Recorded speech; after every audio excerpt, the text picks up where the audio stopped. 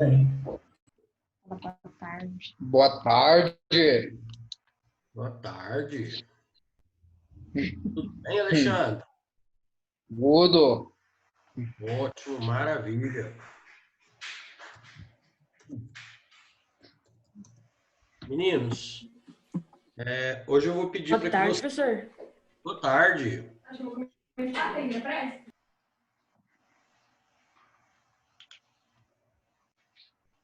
Meninos, hoje eu vou pedir para que vocês peguem a apostila de vocês. Vou começar falando sobre o assunto, mas a gente deve ler alguma coisa hoje, tá? Pega lá a apostila de vocês. O capítulo, como a nossa apostila tem uma divisão bem peculiar, vocês encontrem na arte de morar, de vestir, urbanismo e museus. A minha, por enquanto, só em PDF. Certo. E como ela não é bem dividida, assim, capítulo 1, 2, 3, 4, ela volta, sempre capítulo 1 e 2, 1 e 2, 1 e 2. Então, esse é mais um capítulo 1. Já é bem no final da apostila, está faltando pouco agora para a gente terminar. E ela então, Professor. é esse, arte de morar e de vestir, urbanismo e museus.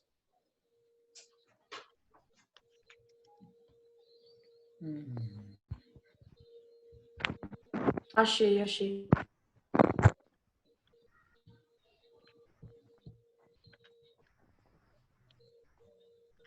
Professor. Oi. É arte de morar, de vestir, urbanismo e museus? Exatamente. Ah, tá. Arte de morar e vestir, de vestir, urbanismo, de vestir nos museus. Meninos, do que se trata esse capítulo? Bom, esse capítulo, ele começa falando para nós da arte rupestre, ou da arte lá na pré-história. Mas ele não fala das pinturas nas paredes das cavernas, não. Ele vai falar das construções arquitetônicas e ele vai falar que as próprias vestes que nós fazemos é uma forma da expressão artística. E se a gente pensar um pouco, a gente vai concordar com isso quando a gente imagina, por exemplo, desfile de moda. Desfile de moda é um desfile de arte, não é? Sim. Quando nós vemos aqueles desfiles com os vestidos e aquelas roupas todas bem construídas e bem elaboradas, na verdade o que nós estamos vendo são obras de arte que as pessoas vestem. E o ser humano, ele sempre teve esse lado aí de querer se vestir com arte, né? A gente sempre procura se vestir com algo que a gente se familiarize, que a gente goste. Então, é muito comum que a gente use camiseta com estampa, com desenhos, com objetos. Então, é sempre comum que nós escolhamos as nossas roupas de acordo com aquilo que a gente gosta, de acordo com o tipo de arte, que a gente gosta de ver, de ler, de assistir. Então, o menino coloca a camiseta lá, ele escolhe a camiseta do Homem de Ferro, ele escolhe a camiseta do Homem-Aranha, aí a menina vai lá e escolhe a camiseta da Mulher Maravilha, aí o menino escolhe a camiseta que tem um lápis, que tem um triângulo, porque ele gosta de formas geométricas. E isso não é só do nosso momento. Isso não é particular do século XXI, isso não é particular do século XX, isso não é particular do século XIX. Na verdade, o homem sempre procurou fazer a arte, transformar a arte em investimentos. Então, nós vamos ver que a apostila ela vai passar por esse momento, ela vai falar um pouco sobre isso, sobre as nossas roupas. Eu pensando em amor, você pensando na madrugada.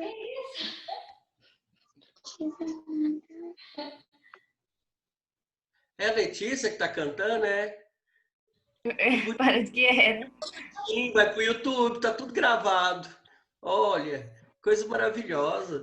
Meninos, então, olha só, daqui a pouco a gente virou meme lá nos Facebook da vida. Olha só, então é o seguinte, bom, continuando. Obras arquitetônicas. Casa. Meninos, alguém já passou ou conhece em algum lugar, na rua onde mora, ou em alguma rua que vocês passam, uma construção, uma casa que mais parece uma obra de arte? Vocês conhecem isso? Já passaram por alguma casa assim? Sim, nossa, é muito perfeito. Eu já passei por várias, eu conheço várias construções que mais parecem obra de arte, casa onde se mora, onde se vive pessoas. E nós temos no Brasil um cara, um arquiteto chamado Oscar Niemeyer. Já ouviram falar dele? Sim, com certeza. Já. Nós temos em Goiânia o Centro de Convenções, batizado com o nome do Oscar Niemeyer, foi projetado por ele. E o Oscar Niemeyer, ele é um dos arquitetos, desenhistas brasileiros que sempre buscou construir com arte. Ele sempre buscou construir que as suas edificações que elas tivessem então observação artística. Ele não gostava de nada comum. Só que, como eu disse antes, isso não é particular do século XX, do século XXI, não. Já desde o homem lá da pré-história, que ele busca fazer construções diferentes, construções inspiradas nos seus gostos. Então, já desde da pré-história, que o homem constrói edificações inspirado em arte. Arthur, do nono 1, você quer falar alguma coisa, filho? Ou foi sem querer? Gente, se quiser falar, é só falar, tá? Como eu falei para vocês na outra aula, você quer falar alguma coisa dentro do contexto, de repente eu estou falando, você lembrou que passou por uma casa que parece um ninho de passarinho, que fica lá no setor não sei o quê. Você pode falar, tá bom? Beleza? Então tá, gente. É o seguinte.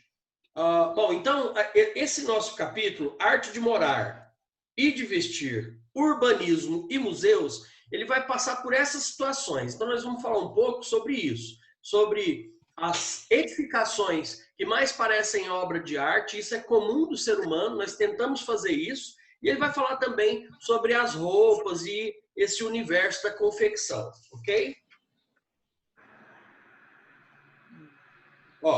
Vamos começar o capítulo. Arte de Morar e de Vestir. De cara, na primeira página, nós já temos aqui uma oca dos Chavantes, que é uma comunidade indígena. Essa comunidade ela fica em Palmeira, no Mato Grosso. E aí nós já temos uma construção completamente diferente do que a gente conhece e usa habitualmente, né? Ela já é em formato de abóbada, que é esse formato... Que é esse formato arredondado do teto, né? E ela é revestida, então, com palha de coqueiro. Gente, será que dura? Será que uma construção dessa forma, ela dura? Porque nós estamos acostumados a concreto, tijolo, cimento. E aí o cara vem e constrói com bambu e folha de coqueiro. Será que dá certo? O quê? Casa de pau vai durar? Não. Não sei. Será que dá certo, gente? Será que dura? Será que uma construção Professor, dessa... dá, mas se bater uma chuva, um vento, ela cai. Só que eles têm tanta técnica em construir essas casas, que essas casas elas duram. É claro que tem que estar sempre se renovando, né? Mas elas duram 30 anos. A cada 3 anos, eles precisam renovar as palhas, cobrir buracos e tudo. Mas essas casas elas duram 30 anos, 40 anos para ter que trocar a estrutura. Então são casas, são moradias extremamente fortes assim. Não são como as nossas Professor, moradias. Pode falar. Mas elas são fixadas no chão? Ou elas só são assim... Não, só são coloca elas fixadas. São fixadas. Essa estrutura, ela é fincada no chão, ela começa a ser construída, ela é fincada no chão. Então, eles, de acordo com a altura que eles vão subir, a quantidade que eles têm que perfurar. Então, se for muito alto, eles têm que furar muito. Se for mais baixo, eles furam menos.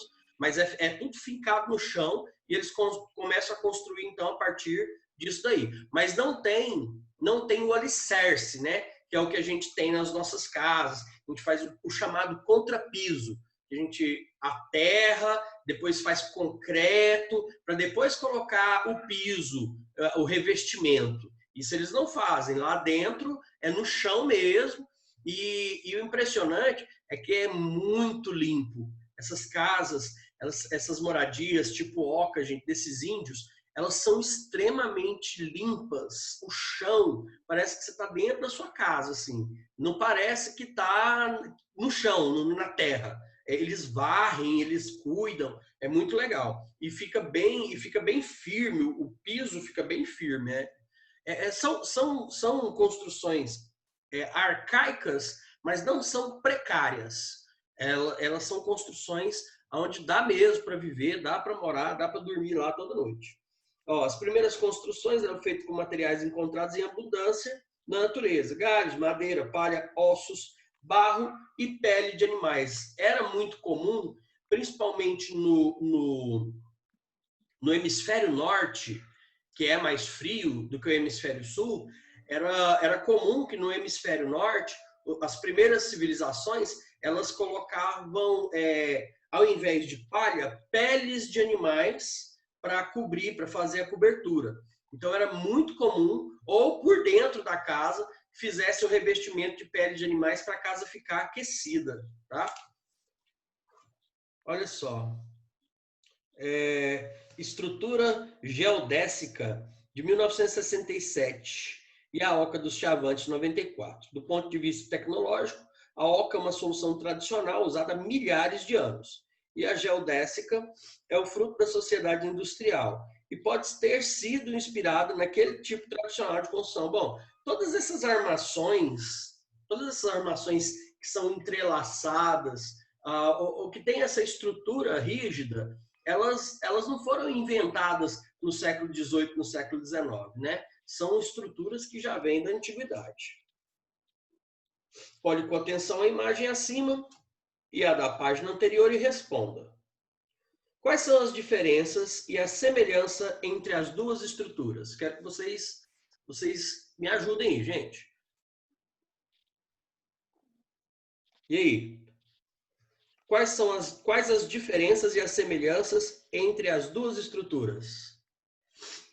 Eu acho que os materiais utilizados por uma e pela outra são diferentes. Sim, os materiais completamente diferentes, né? O formato. Eu acho que semelhança no formato. A semelhança. Elas são oval. Certo. E na forma estrutural. O formato é parecido, mas o tamanho também é bem diferente, né? Parece. Com certeza. Bem diferente. Mais alguma coisa? Bom. Já foi. Veja as datas das construções. Quais dela parece mais contemporânea? Mais contemporânea, ou seja, mais próxima de nós, mais contemporânea a nós. A segunda. Mas a gente viu que a segunda ela é mais antiga, né? A segunda foi feita em 67 e a oca foi feita em 97. Então não é porque Os anos passam, mas os indígenas continuam preservando os mesmos tipos de materiais e construção, né? Você já viu uma construção esférica? Já tinha visto uma geodésica antes? Alguém já tinha visto uma construção esférica? Já. Ah, já. Sim. Acho que todos nós já Já. vimos, né? Já. Isso. A própria esplanada dos ministérios em Brasília, ela tem essa construção esférica, né? E nós já vimos várias igrejas que têm os seus tetos esféricos. Então, eu acho que todo mundo aqui já viu uma construção esférica. Na sua escola, no clube ou em algum ambiente que você frequenta, existe algum? E aí, gente, tem alguma lá no SESI? Tem? Uai. Acho que não. Acho que não lembro de ter, não. O teto do Também não coreto lembro, não. é esférico? O teto da cantina, lá onde tem o coreto, ele não é esférico? Mas Eu não lembro. Isso é. Eu não tô lembrando, de faz verdade. tanto tempo que eu não vou lá. Hã? Pois é. Faz tempo que a gente não vai lá, professor. E não é esférico, não, professor. Professor, eu estudo lá desde quando eu tinha 11 anos, mas eu não lembro. Não, tipo, ele é como fala, em forma, é redondo, Ele é mas tipo, redondo. o teto é plano, normal em cima. Ele é redondo? Tá. Em cima é normal. Em cima não é. Em Não, cima ele é reto. É reto. Ele é Eu acho que reto. ele é meio... Em cima ele é meio curvado. Tá bom, é porque eu não tava lembrando. Mas eu lembrei de algo que é curvado, eu acho. Ginásio. O ginásio. Você me pediu, Samuel? O ginásio não é? O Deixa ginásio? eu escolher, Samuel. O telhado do ginásio é curvado. O telhado do ginásio é. Vai lá, mas quando você terminar, eu quero ela aqui, de volta. Cadê o computador? Roda direito, Samuel. Meninos, não briga não. Briga com os irmãozinhos não. Tadinho do seu irmãozinho. Ó. O homem e seu abrigo. Alguém pode ler? Eu. Nicole Castro, por favor. Depois deixa eu ler, professor. Isso, você é a próxima. Ana Júlia. Meninos, é legal ler vocês... só o primeiro parágrafo, professor? É legal vocês colocarem o nomezinho de vocês, que eu consigo identificar vocês. E ajuda até na hora que eu for avaliar vocês, que for dar nota de vocês, que aí eu lembro que a Ana Júlia participa pra caramba, que o fulano participa pra caramba. Então, coloca o nomezinho de vocês, não deixa apelido, não, tá? Pode ler. Professor, Posso em ler que depois módulo que página o senhor tá? Eu vou mostrar para você a página que eu estou agora. Ó. 6. Posso ler depois da Ana Júlia, professor? Pode.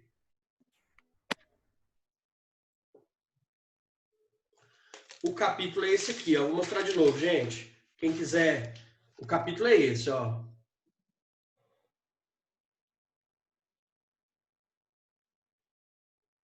Tá? Aí eu tô agora na página, vou começar a página 6, a Nicole vai ler para nós. Vai lá, Nicole. O homem e seu abrigo. Na pré-história, as pessoas procuravam refúgios naturais, como as cavernas, para proteger-se do sol, das chuvas, do vento, dos animais selvagens e de povos inimigos. Mas não havia cavernas em toda parte. Por isso, foi preciso desenvolver a habilidade de erguer abrigos. As primeiras construções eram feitas com materiais encontrados em abundância na natureza: galhos, madeira, palha, ossos, barro e peles de animais. Muito bem. Você Nas quer várias, continuar? Vai, Ana Júlia, vai. nas várias regiões do mundo, o ser humano desenvolveu formas diferentes de construir moradias. Usando os materiais disponíveis, os indivíduos foram capazes de sobreviver e se adaptar ao meio ambiente, até mesmo em condições climáticas muito hostis. Esse tipo de habitação, que utiliza os materiais disponíveis na própria região, é chamado de arquitetura vernacular. Algumas dessas moradias são confortáveis e excelentes abrigos. Quem agora? Quem vai? Posso ir? Pode. João Victor, professor. Oi? João Vitor falou que queria. Pois é, não falou mais nada. Pode ir, então? Então vai, João Victor, a Joyce é a próxima, vai. Aí voltou. No final do século XIX, o concreto armado, desenvolvido na França, possibilitou a construção de estruturas muito robustas, simples e baratas. O sistema consiste em pilares, vigas e lajes feitas com armação de ferro, pedra, areia e cimento. Esse método internacionalizou-se e, de certa forma, unificou as construções nas cidades do mundo todo. Beleza. Meninos, é interessante falar dessas construções e dos tipos de materiais, né? A gente sabe que ferro e concreto a gente pode usar em qualquer lugar, né? Só que tem alguns países que até hoje fazem construções usando outros materiais. Nos Estados Unidos, por exemplo, é muito comum que nas residências não se use concreto e nem ferro. Nas residências é muito utilizado nos Estados Unidos madeira de todas as formas. Então eles usam madeira para fazer viga, eles usam placas de madeira para fazer as paredes, acabamento de madeira. Então é muito comum que as casas de lá sejam totalmente feitas em madeira. Aí eu pergunto para vocês, e por que aqui a gente não faz essas casas totalmente em madeira? Qual é a diferença? Ô, professor, Oi. lá não existe cupim, não? Muito bem! Maravilha! Existe cupim sim. Só que é o seguinte, lá por ser no hemisfério norte, esse tipo de praga, ela é quase inexistente. Em algumas regiões não existe. Em outras existe, porém é o tipo de praga fácil de ser controlada, por conta do lugar onde eles estão no planeta. No hemisfério norte, esse tipo de praga é mais fácil de ser controlada do que aqui. Aqui, esse tipo de praga não deixa as casas em pé nem 15 anos. As casas construídas totalmente de madeira no Brasil, elas duram em média 25 anos. E então, é muito complicado se construir tudo de madeira no Brasil. Uma outra questão também é a questão climática, né? Onde o clima tropical ele faz com que a madeira se apodreça com um menor tempo, enquanto que o clima mais seco ou mais frio ele permite que a madeira dure por mais tempo. Então aqui no início, Quando aparece lá no local deles, porque eles moram lá, eles fazem alguma coisa para poder acabar mais rápido? Ou o bichinho morre sozinho mesmo por causa do tempo e tal? Não, eles usam veneno. Às vezes tem que substituir partes da casa, porque o cupim começa a comer e aí eles precisam substituir uma parte da casa, tirar uma viga, trocar uma parede, porque o cupim danificou, né? E aí eles entram com veneno e conseguem exterminar. É claro, gente, que há casos e casos, né? É claro que tem casos lá que o cupim come a casa inteira, assim. Mas é como eu disse para vocês antes, lá é mais fácil de tratar esse tipo de praga do que no Brasil. E não é só cupim. Quando a gente fala de praga, a gente fala de muitos outros insetos, inclusive insetos que não existem lá e existem aqui. Então a gente fala de muitos outros insetos que moram na madeira. Um deles extremamente prejudicial e transmissor da doença de Chagas é o barbeiro.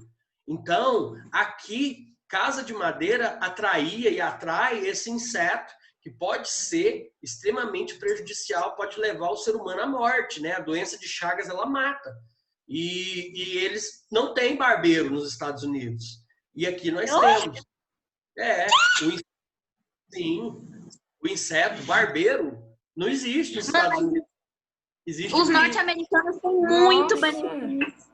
Nossa, mas esse povo nasceu com o rabo pra lua. Olha só, mas eles têm terremoto, eles têm maremoto, eles têm furacão, eles têm, nossa senhora, eles têm muito problema. Nós temos uma placa tectônica só. Nem aqui o Brasil nem se mexe, coisa maravilhosa, coisa do Deus. Lá eles constroem... E nuvem de gafanhoto. Placa tectônica e nuvem de gafanhoto. Bom, então, gente, eu só quis esboçar para vocês ver. Então, olha só, as casas no Brasil, elas são construídas como os edifícios nos Estados Unidos. Lá nos Estados Unidos, só os grandes prédios é que são construídos assim, com armação de ferro, tijolo, cimento, pedra, concreto, brita. Só os grandes prédios que são construídos assim. As casas, as residências, a maior parte delas é construída de madeira. E na Europa também, tá? Na Europa também. A maior parte dos países europeus, França, Inglaterra, eles também constroem, as suas construções também são assim, tá? Eles utilizam madeira, beleza? Vamos continuar vendo aqui. Aqui, sim. Tá. Esse tipo de construção é chamado de yurt. Os yurts podem ser encontrados em regiões muito frias do norte da Rússia, na Mongólia e do Afeganistão. São usados por nômades, pessoas que passam parte do ano em um lugar e depois se mudam para outro. Por isso, essas casas são construídas com estrutura leve, peles de animais e facilmente transportáveis. Gente, é muito engraçado a gente ver que até hoje esse tipo de cultura é preservado. Esse tipo de cultura nômade, onde as pessoas não têm residência fixa. Eles andam, eles migram de um lugar para outro, sabe? É muito interessante ver que essas culturas elas ainda existem. E as casas são construídas como eram construídas há 1000 anos atrás. Eles continuam fazendo essas barracas. Como eu disse antes, eles usam pele de animal por dentro para manter as casas aquecidas. Então, é muito interessante ver esse tipo de cultura preservada. Aí tem aqui o acampamento dos Tuaregs na Nigéria, oeste do Saara, em 1996. Os Tuaregs vivem na região mais quente e seca do planeta, o deserto do Saara, no norte da África. São nômades e acampam perto de poços de água. Suas tendas podem ser transportadas com todos os seus pertences em apenas 2 camelos. É mais um exemplo, né, de nômades, e esses ainda vivem em situações mais rígidas e ríspidas, que são nômades do deserto, né? Esses aqui a gente vê muito em filme, os nômades do deserto. Tem mais, ó. Nas casas japonesas tradicionais, a estrutura é de madeira e a maior parte das paredes corre com muita leveza sobre trilhos. Nessas divisórias, chama-se shoji. São feitas de papel e sua movimentação pode mudar totalmente os ambientes da casa. Por meio delas, também é possível controlar a quantidade de sol e a ventilação de cada ambiente, de acordo com a época do ano. O chão é forrado com tatame, espécie de esteira feita de palha. Nesse tipo de casa não há muitos móveis e as pessoas nunca entram de sapatos. Eu achei que ele não ia colocar esse detalhe. Nesse tipo de moradia, você não pode entrar de sapato. Você entrar de sapato é o maior desrespeito com os donos das casas. A gente vê muito esse tipo de casa nos filmes de samurai, nos filmes do Bruce Lee, nos filmes de luta, dos orientais e tal. Tem muito esse tipo de construção. Os centros de treinamento, de karatê, judô, todos seguem mais ou menos essa linha, né? Aqui as palafitas, ó, é muito comum esse tipo de construção na região do norte do Brasil, tá? Ele vai falar aqui da região amazônica, região do norte, no Pará tem muita palafita, na Amazonas tem muita palafita, porque eles moram normalmente em regiões alagadas, né? No norte do Brasil, na região amazônica, pequenas cidades crescem nas margens dos rios, que são as vias de comunicação com os centros urbanos. Para viver no beiradão, os ribeirinhos desenvolvem um tipo de construção de madeira suspensa sobre as águas, as palafitas. Assim, se o rio enche e as águas sobem, as casas continuam em segurança. Mas é comum que a água suba, entre dentro das casas, e o pessoal... Mas eles já são acostumados, eles vivem... É É natural que eles vivam nessas casas. Engraçado é ver uma antena parabólica aí, afixada logo do lado de fora da casa, dentro da água, né? É muito interessante. Ó, esse desenho foi feito pelo arquiteto suíço Le Corbusier, para representar um sistema que ele chamou de dominó. Utilizando concreto armado, é possível sustentar a laje sobre pilares e deixar as paredes livres. Esse método foi disseminado pelo mundo e tornou-se uma das formas mais usadas para construir moradias. Gente, esse tipo de construção é o tipo de construção que nós temos em praticamente todos os prédios de Goiânia, por exemplo. São todos construídos dessa forma. Então, você constrói os pilares, as pilastras, e entre uma pilastra e outra você consegue construir a laje. E aí você faz parede aonde você quer fazer, tira a parede de onde você quiser tirar, sem afetar a estrutura. O prédio não precisa das paredes, por exemplo. O prédio ele não precisa das paredes dos apartamentos para que ele se divida em andares. Isso é feito pela estrutura dos pilares ou pilastras. Não são as paredes que seguram o andar de cima. O que segura o andar de cima são as pilastras. Então eu posso quebrar uma parede, eu posso tirar a parede de um quarto, aumentar o quarto. Eu posso fazer isso tranquilamente, como se eu estivesse numa casa, sem problemas de estrutura. Normalmente não se faz, porque os condomínios não permitem esse tipo de reforma, até por conta das questões hidráulicas e de energia elétrica, que passa tudo dentro das paredes, e que o seu vizinho de cima depende da fluidez desse sistema. Então, normalmente, os condomínios não permitem que se faça esse tipo de reforma grande assim, por conta disso. Mas algumas reformas nesse sentido eu mesmo já vi. Pessoas que transformam a dependência de empregado em suíte, então eles põem parede, quebram a parede da dependência de empregada para um banheiro social, e aí fazem uma suíte. Eu já vi isso, já vi aumentar em quartos. Hoje em dia é muito usado, as pessoas tiram a sacada dos apartamentos e aumentam o tamanho da sala. Eu acho que todo mundo já viu um pouco disso, todos vocês já viram um pouco disso.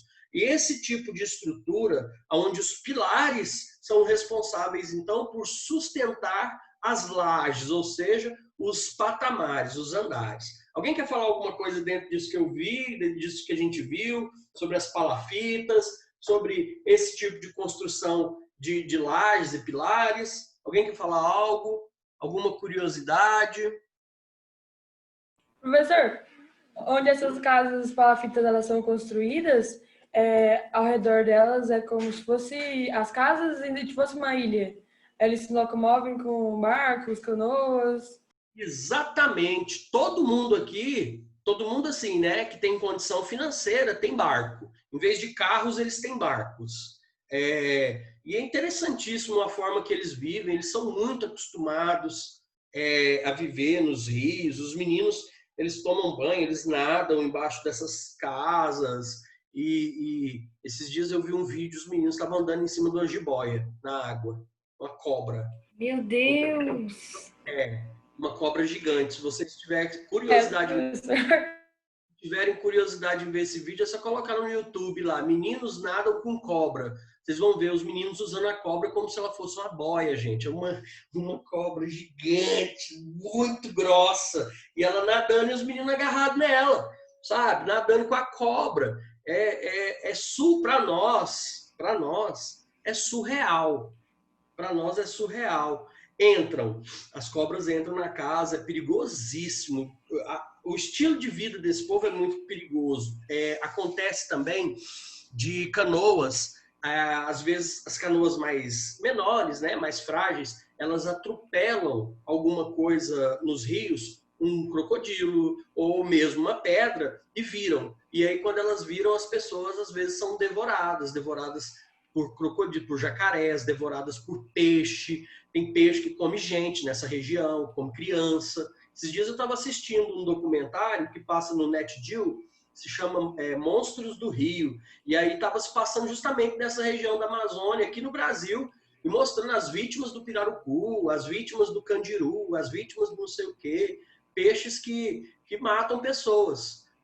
Alguns pelo seu tamanho, e outros, na verdade, todos pelo seu tamanho. Uns por serem gigantescos e outros por serem minúsculos e entrarem dentro das pessoas por orifícios quais a gente conhece muito bem. Contou uma história, tem um peixinho lá chamado candiru, que ele entra pela urina. Então o cara tá no rio e aí ele urina e o peixe ele segue o fluxo da urina e entra dentro do pênis do cidadão. E ele sobe pelo canal urinário e é complexa a cirurgia. E a cirurgia para tirar é muito complexa. Então, e ele causa uma infecção imediatamente. E muitas vezes não dá tempo, porque eles moram muito em lugares muito isolados, muitas vezes quando o cara chega no hospital ele já chega morto por infecção generalizada. Então, são muitos perigos que vêm da água para essas pessoas que moram nesse tipo de região. Aí vocês perguntam, e por que elas não saem, professor? Bom, vários motivos. Motivos. Um deles é a questão econômica. Muitos não têm dinheiro para sair, eles nasceram ali e é isso aí mesmo. Pode falar. O Alexandre fez uma pergunta interessante, onde que ficam os banheiros? Porque, tipo, se fica no meio do lago, onde que é depositado? Onde que cai? Bem onde você está pensando mesmo. Lá no banheiro só tem um buraco. O banheiro é um cômodozinho com um buraco. Nossa, então que incrível. Eles ficam na merda todo dia? Aí os meninos tomam banho. Aí vocês imaginam como é o nível de saneamento básico desses lugares. Porque o cara tá defecando no mesmo lugar que ele pega água para fazer comida. E é por isso, gente, que essas regiões... Que lindo. E é por isso que essas regiões são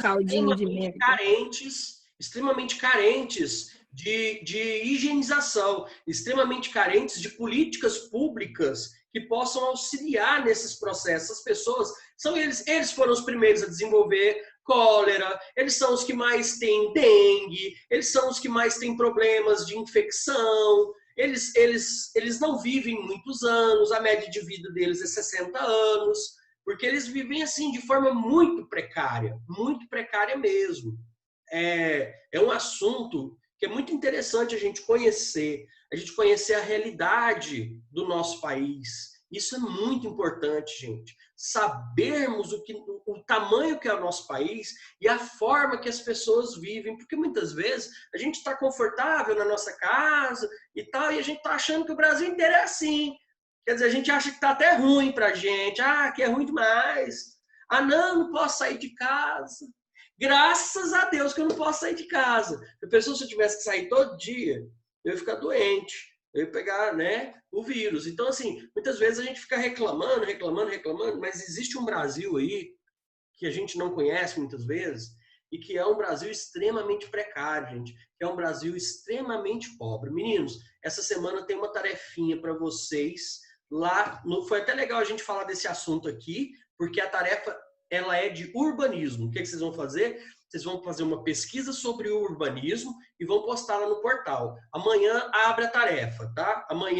Hoje ela abre, hoje à noite ela abre, daqui a pouco ela abre. Não, amanhã cedo ela abre. É para fazer no caderno, né, professor? Não, essa você pode fazer a pesquisa no caderno, tirar uma foto e colocar lá no portal. Você pode também fazer no Word, se você tiver um computador, você pode fazer no Word e colar o arquivo lá, tá? Do jeito que você quiser. Eu deixei lá preparado para receber arquivo de Word, foto e foto no seu caderno, imagem que você pegar na internet, tá? Então,